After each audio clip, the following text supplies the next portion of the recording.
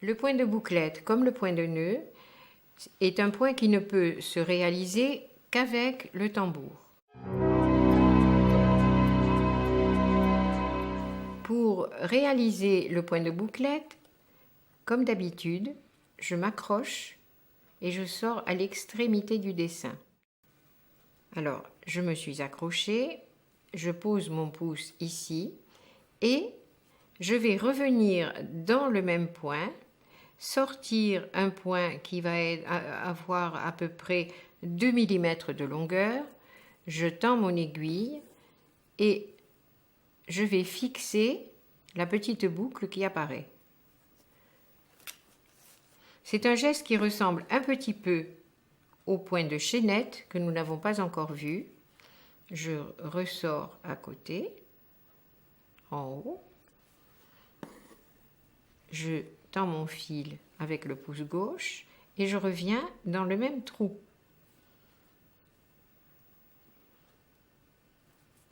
Dans le trou duquel l'aiguille est sortie, ce qui fait que la petite bouclette est apparue et je la fixe à la base. Donc le point de bouclette pur, c'est ça. Tout à l'heure, je vais vous montrer le même point et que quelquefois on appelle le point marguerite parce que c'est avec ce point délicat que nous brodons les petites pâquerettes.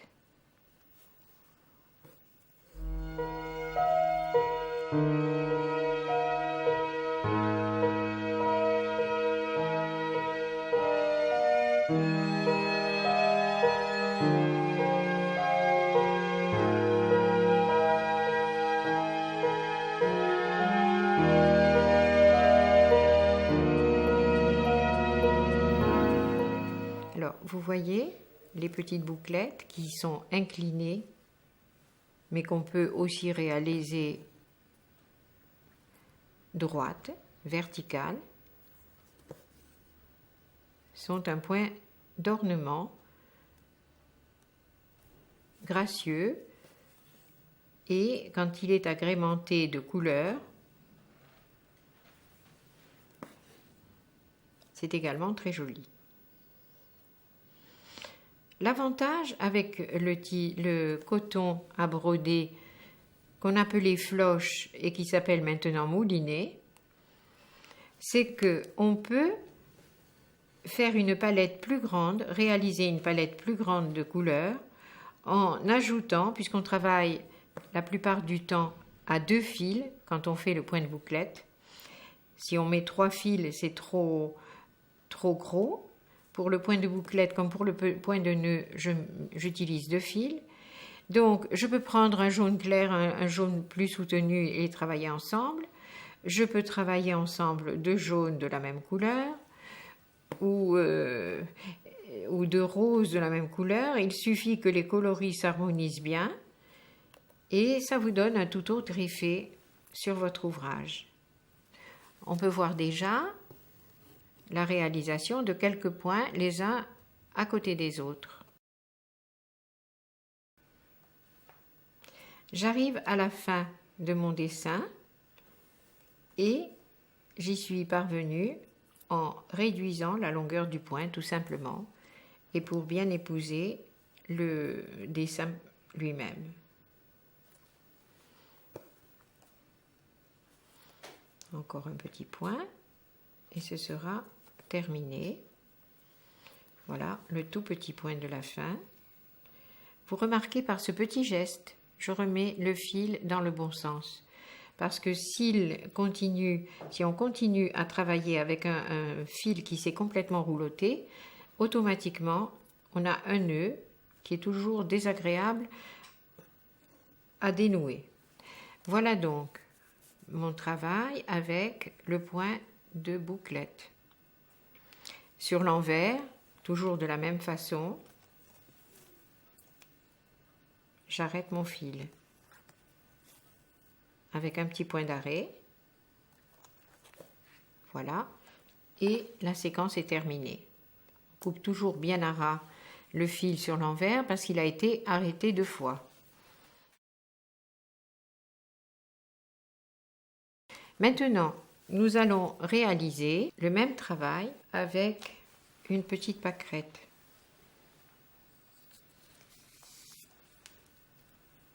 Je prends toujours 2 fils à la fois, de coton à broder mouliné. Je m'accroche toujours sur une partie de l'ouvrage et je fais un point d'arrêt pour que le fil ne se défasse pas quand je commence à travailler. Donc, j'ai un grand ovale, un petit ovale au milieu. Le petit ovale du milieu sera brodé avec des points de nœud et deux fils, 2 petits brins de floche. Donc, je commence à faire mes pétales de la pâquerette. De la même façon, comme je vous l'ai expliqué là, je tiens le fil avec mon pouce gauche et je reviens exactement à l'endroit d'où est sorti le fil avec mon aiguille.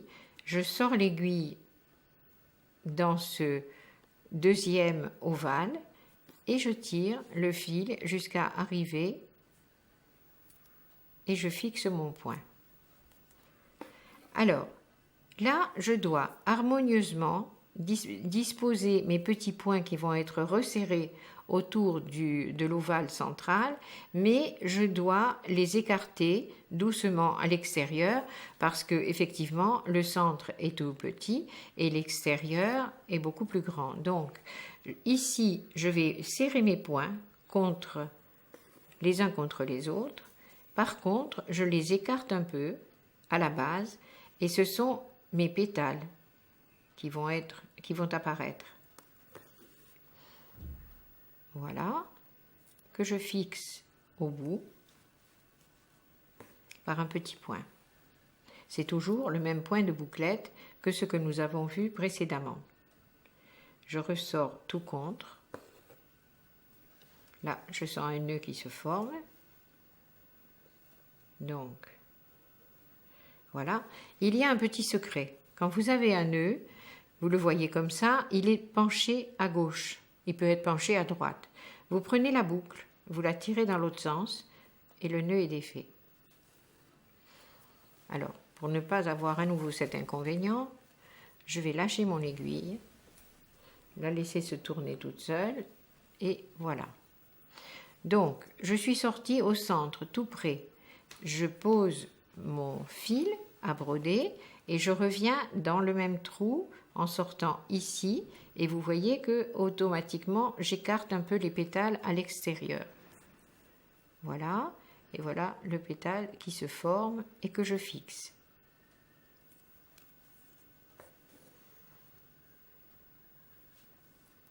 Je reviens au centre.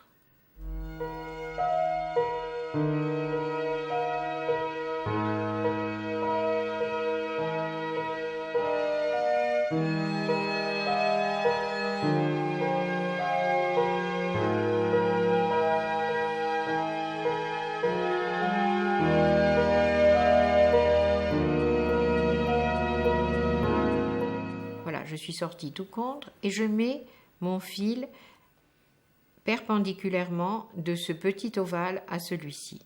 Donc l'écart se fait naturellement.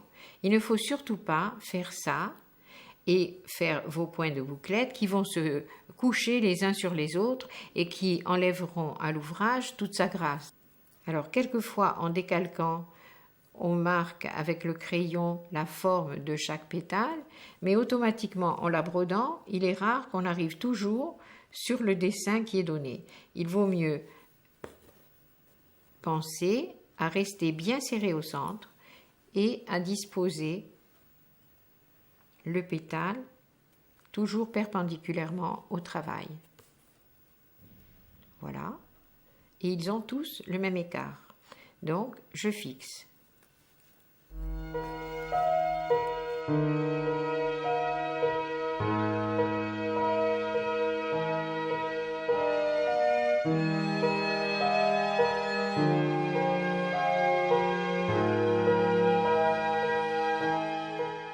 Et voilà, je vais faire la dernière.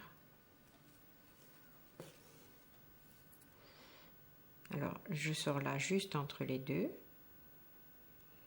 Et voilà ma petite corolle presque terminée, avec un point qui finalement est très facile à faire. Alors là, je suis en train d'arrêter mon fil. Voilà, et je coupe. Là, la corolle est terminée.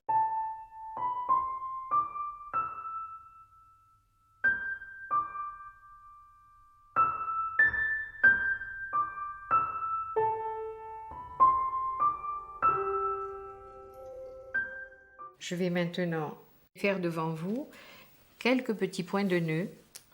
Alors là, je m'accroche sur l'envers avec 2 petits points d'arrêt. Et je vais sortir sur l'endroit mon aiguille au ras de la petite corolle. Voilà, je reprends la position, je pince mon fil, je pose l'aiguille dessus, je le tire vers la droite et je tourne l'aiguille et je pose mon petit nœud à côté du précédent. Maintenant, je tends le fil du départ et je passe le nœud au travers du fil et hop, je lâche. De cette façon, vous allez voir que les points de nœud se couchent les uns sur les autres,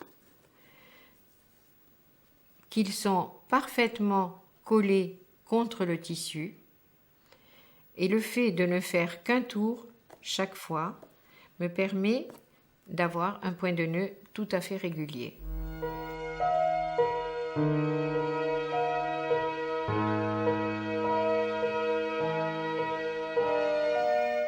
Voilà maintenant la petite pâquerette presque terminée, puisque je vais y ajouter un petit quelque chose qui va lui redonner la vie des pâquerettes que l'on voit dans la nature. Pour ce faire, j'enlève le petit embout. J'ai accroché sur l'arrière un petit coton rose, toujours 2 fils sur mon aiguille. Et sur l'endroit, je reviens exactement à l'extrémité d'un pétale, à l'intérieur du pétale, et je pose mon petit point à l'extérieur. Je recouvre de cette façon le petit point qui fixe mon pétale. Et vous savez que dans les champs, les pâquerettes ont un petit bord de pétale qui est rose, ou rose un peu plus soutenu, presque quelquefois un peu bordeaux. Et voilà un petit quelque chose qui vous permet de donner vie à votre petite pâquerette. Un petit point qui vient se poser de l'intérieur du pétale et qui recouvre le petit point qui fixe le pétale.